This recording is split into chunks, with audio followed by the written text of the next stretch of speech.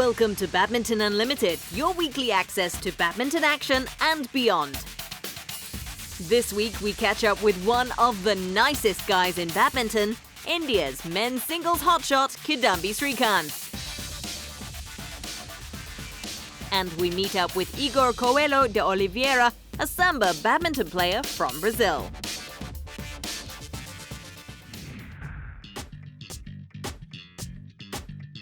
The first match I played this year was against Changwon PBL, which I won it. So I'm very happy to start off the year that way.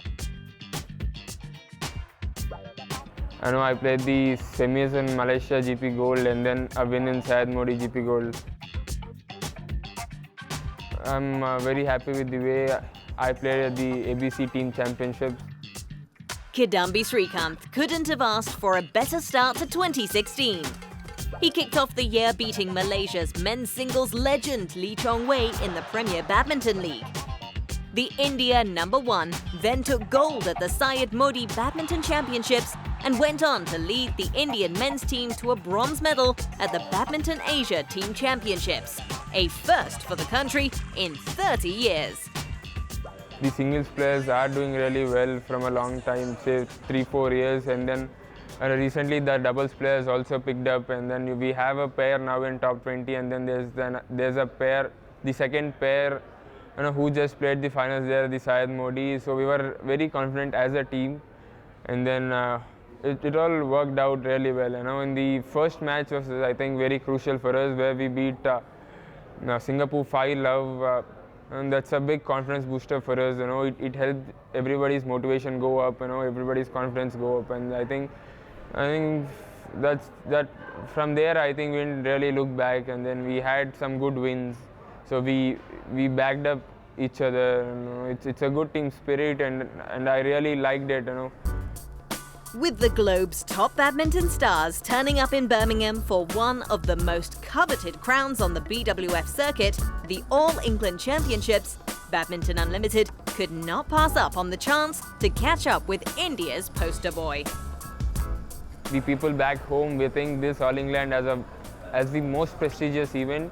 I think it's probably the biggest tournament after Olympics and World Championships. And then when I started playing, I first saw Gopi sir winning this All England Open. So from then I wanted myself to be also there at that level. Srikanth will have to wait another year to follow in the footsteps of his coach and 2001 men's singles champion Pullela Gopachand. He was unfortunate to meet Japanese ace Kento Momota in the early rounds, and the Indian shuttler could not find a way past the Dubai World Superseries finals winner. The right-hander met with a similar fate in Delhi and failed to defend his 2015 Yonex Sunrise India Open crown as he bowed out at the first hurdle after losing to world #7 Tian Ho Wei. Yeah, it's always good to be seeded in every tournament. You avoid the high-ranked players in the first rounds. Like in a tournaments like this, the first rounds are really crucial. You don't get to the court situation so early. So I think the first, second rounds are really crucial. So I think to be seeded really helps to get to play some lower ranked players, adjust yourself to the conditions, and then prepare yourself for the bigger matches. Qualifying 10th in the race to Rio men's singles rankings, the world #10 is in a strong position to participate in his first Olympics. Not content with just securing a place, Srikanth is working towards a seeded position to better his chances on sport's biggest stage. I don't want to only to qualify for the Olympics, but I want to break into top 8 before the qualification ends, in order to get some good draws there at the Olympics. I don't want yourself to be lucky, to get a good draws even after being out of top 8. So I just wanted to make it in top 8 or possibly in top 4 before the qualification ends, and then hope for some good draws there. With about a month left to the end of the qualifying period, there is a sense of urgency among players. And Srikanth is fully focused on making the remaining few tournaments count before the cutoff. I'm just not thinking too far ahead right now. I'm just thinking on the next tournaments I'm playing, to be in a better position than what I am now. So yeah, that's what I'm currently thinking of. The competition heats up as players worldwide gear up for the pinnacle of the sport. And the 23-year-old is going all out to keep the pace with the rest of the field. So it's just that, I want to, train as hard as I can and then, give my 100% every match I play. That's the only thing I can do, to maintain my consistency, to play my best in every match. And that's what I hope to do, throughout the year in every tournament I play or in every match I play. There's a place waiting for Kidambi Srikanth in Rio. But can he achieve what no male Indian player has at the Olympics? Step on the podium. India certainly hopes the 23-year-old can deliver. With August's Rio Olympics closing in, racking up qualification points has been the name of the game since last May, as players compete for coveted spots. Double world champion Chen Long heads the men's solo list, followed by Malaysian superstar Lee Chong-wei in second. Reigning Olympic champion Lin Dan is close behind in third. Denmark has two players, with Janne Jorgensen and Victor Axelsen booking their place to Rio. In the women's singles, Carolina Marin spearheads the list, and Japan's latest sensation, Nozomi Okuhara, sits in second after her impressive win at the All England Championships. Bad news for defending champion Li Shui-rui. The Olympic gold medalist may miss out on defending her crown in Rio on current standings. Compatriots Wang Shixian and Wang Yihan, who are in third and fifth, have taken up the maximum quota for China. Check out who will make it onto the plane to Brazil from the singles discipline by logging on to www.bwfbadminton.com. We have more on the Race to Rio rankings when we look at the doubles format later in the show. Time to test your badminton knowledge. In this week's trivia, we want you to name the player who has won the Malaysia Open 7 consecutive times. We tell you the answer after the break.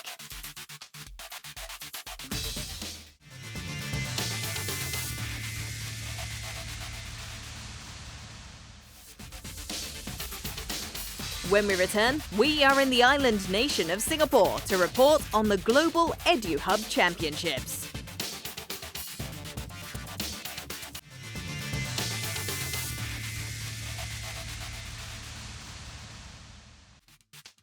Before the break, we wanted to know who has won the Malaysia Open 7 consecutive times.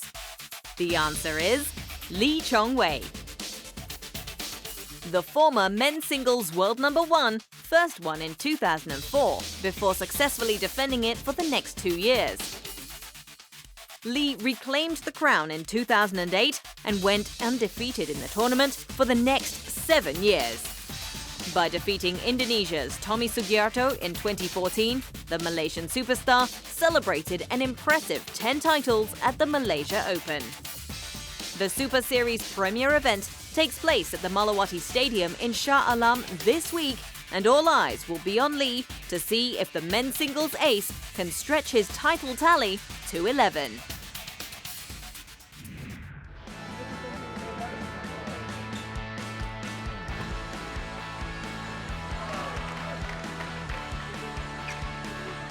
It's great. I mean, the moment I stepped in here, there was the very high level of energy. There's a lot of excitement, a lot of shouts.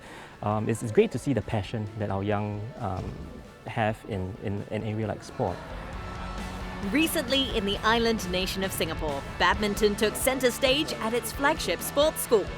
Located in Woodlands, it was the finals of the Global EduHub Championships.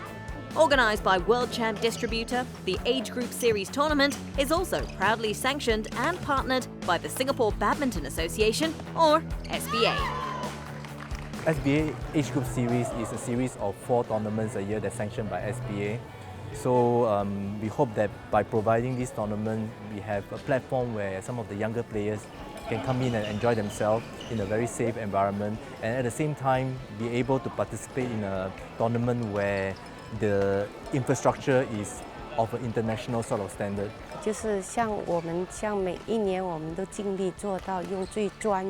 Every year we strive to run this tournament as professionally as possible. This has helped attract more participants over the years. We want the kids that love badminton to come back every year. Already in its fourth year, the Global EduHub Championships serves a bigger purpose besides providing a well-organised competitive platform for the nation's budding shuttlers. SBA is using youth tournaments such as this to cast a wider net for talents to potentially take the next step in badminton.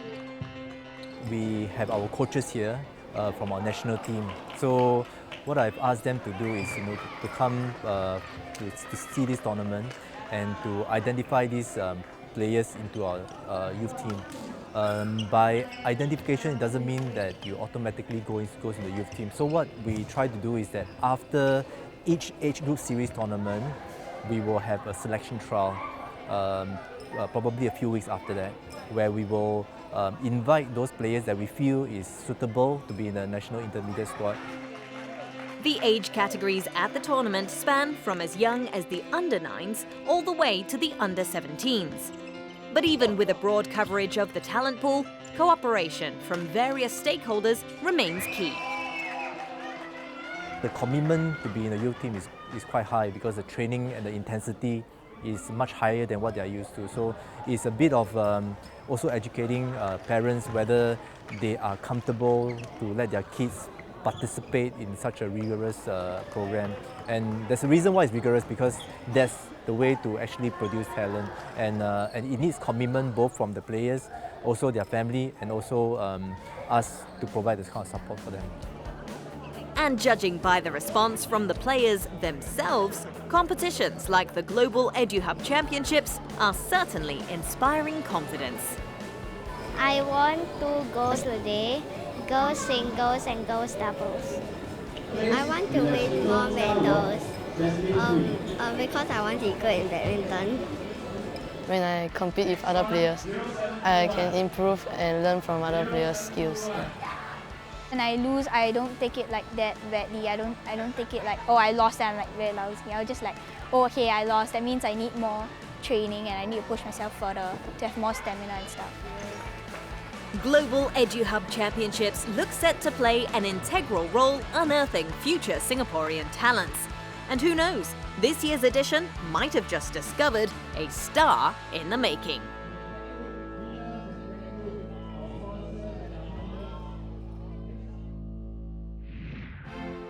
Let's now check out who's leading and who's chasing in the Race to Rio rankings for the doubles events.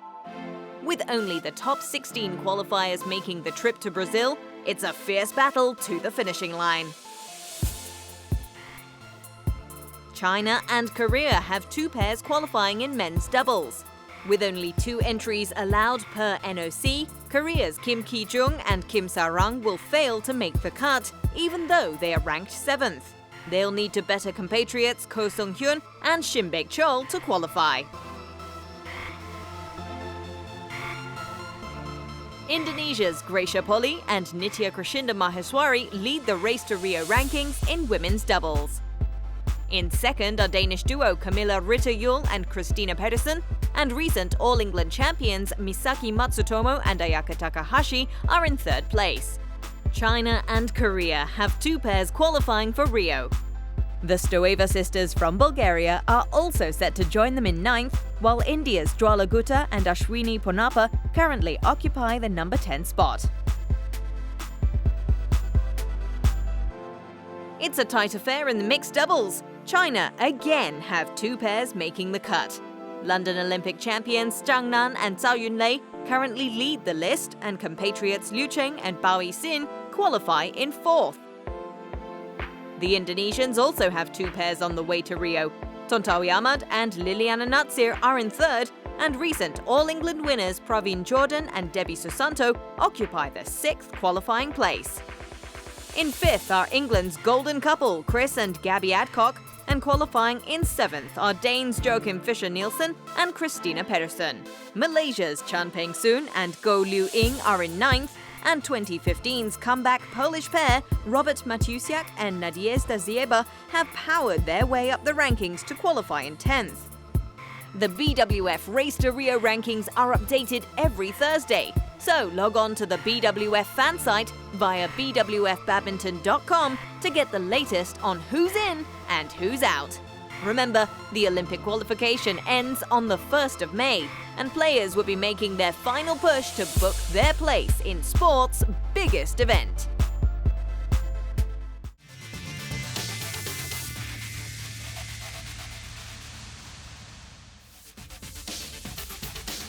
When we return, we are in Rio, Brazil to meet with the country's top men's singles shuttler, Ygor Coelho de Oliveira.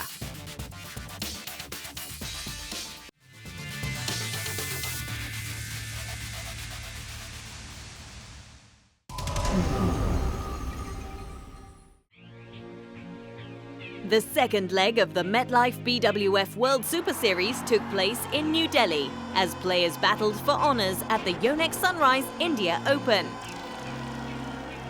Finals day started with women's doubles, and it was an all-Japanese affair with all-England champions Misaki Matsutomo and Ayaka Takahashi taking on fast-improving compatriots Naoko Fukuman and Kurumi Yonao. It was a closely fought contest between the two pairs, but experience shone through in the end. Matsutomo and Takahashi successfully defended the title they won last year in under an hour. 21-18, 21-18 the final score. In the mixed doubles final, China's Lu Qia and Huang Yaqiong were up against Indonesia's Ricky Widianto and Puspita Ricidili. Both pairs were in search of their first World Super Series title, and with the Chinese duo holding a 3-0 head-to-head record against their opponents, they were quietly optimistic about their chances.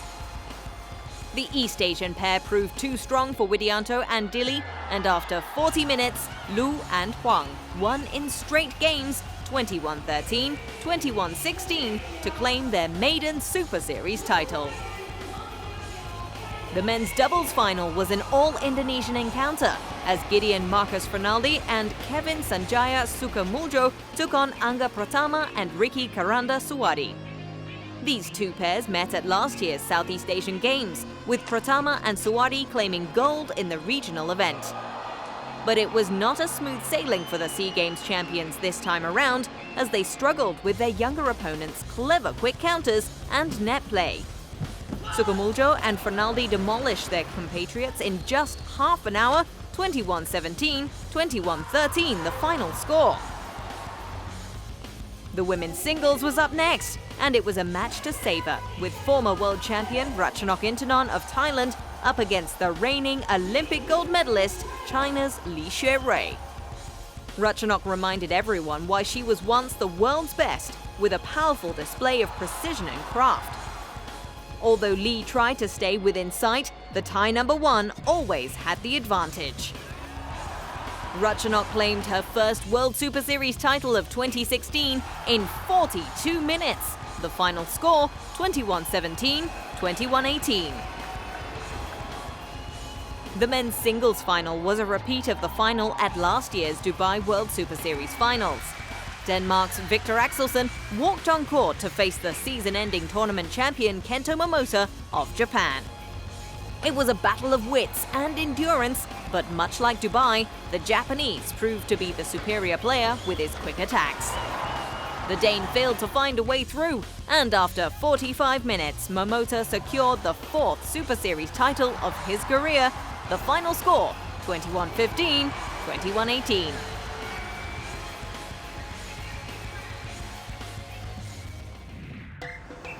Badminton Unlimited recently brought you inspiring stories from Rio de Janeiro, Brazil, where the introduction of badminton in the favelas has helped enrich the lives of the youth. Many children from these poor neighborhoods have gone on to become national players, flying the Brazil flag on the international stage. One of them is Ygor Coelho de Oliveira. O badminton é esporte. When I started playing badminton, it was like a sport from another planet. Nobody knew anything about it. None of my schoolmates or friends heard about it. I learned to play from my father, Sebastião. It was through his Miratus project in the Chacrinha community. The Miratus initiative, spearheaded by the senior Oliveira, uses an innovative training method, injecting music and dance into badminton. É o samba. O jeito de a gente jogar é o gingado. It's the samba. We incorporate the dance into our movements. It helps with my on-court maneuvers. It's a very Brazilian way to train. I think it's a very interesting way to train for sure. É jeito brasileiro de treinar. The Brazilian way had certainly reaped rewards for Oliveira. Since the early 2000s, he was already medaling in local tournaments. At the 2006 Pan Am Junior Championships held in Sao Paulo, the young Oliveira nabbed gold in the under-11 men's singles. And the youngster went on to step on top of the podium as he progressed at every age group in the following years. Medals aside, badminton has also enhanced Oliveira's life. Eu senti que o badminton mudou minha vida no ano 2007. In 2007, I began to feel that badminton was changing my life. I started to travel around the world. The experience was great. I made new friends, learned new languages and different cultures. The traveling has helped me to improve my English. Badminton has also helped me financially. The sport has definitely changed my life. O badminton mudou muito a minha vida. One of the life-changing experiences that Oliveira encountered was at the 2014 Youth Olympic Games in Nanjing.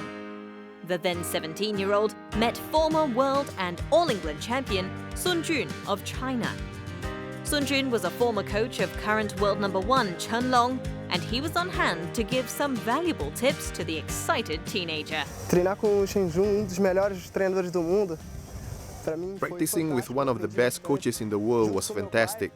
Between him and my father, he's one of the best. It was an amazing experience and a very humbling one. I learned many new techniques both in defense and attack. Until today, I still follow these lessons. I'm very happy to have this chance because I believe experiences like these make champions. Que faz campeão. Oliveira has since moved out of the juniors and is currently playing with the big boys. He enjoyed a good run in 2015 with several latter stage finishes in the Americas and a gold medal at the Brazil International Badminton Championships in October. 2016 is an important year for Oliveira. As the host country of the Olympics, Brazil is guaranteed a place in men's singles. And the 19-year-old is set to become one of the nation's first representatives in badminton. And with Oliveira on course to qualify on his own merit, it makes his upcoming appearance in the Summer Games that much more rewarding. Not to mention the special significance it holds for the right-hander with the world's biggest tournament to be held in his home city of Rio. But Oliveira is not just eyeing one Olympic Games. Eu quero ser top 20 do mundo. I want to be in the world's top 20. I also want to win an Olympic medal and hope I can play in 3 or 4 Olympic Games. I will play here in Rio and hopefully in 2020, 2024 and 2028 as well. 2024 e 2028. Although Oliveira has his eyes set on making his mark in world badminton, he has not forgotten where it all began.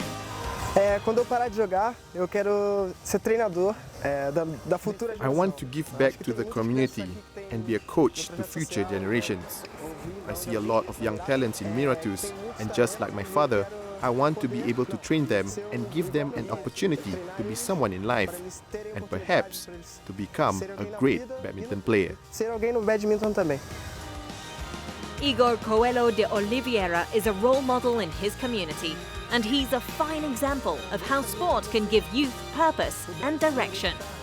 With the right attitude and determination, the only way is up for this Brazilian.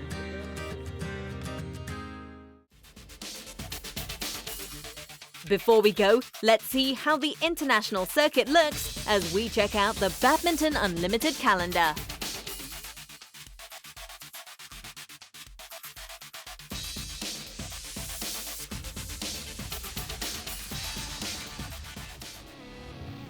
Get connected with us. Log on to these websites for the latest news and information on all things badminton. Do also check out what fans around the world are posting on our Facebook and Twitter accounts. And visit our YouTube channel, badmintonworld.tv, for tournament highlights and past matches, as well as all episodes of Badminton Unlimited. All the best badminton clips are just a click away.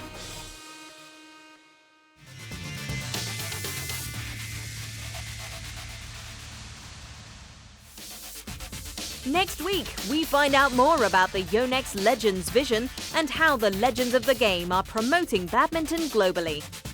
See you next week.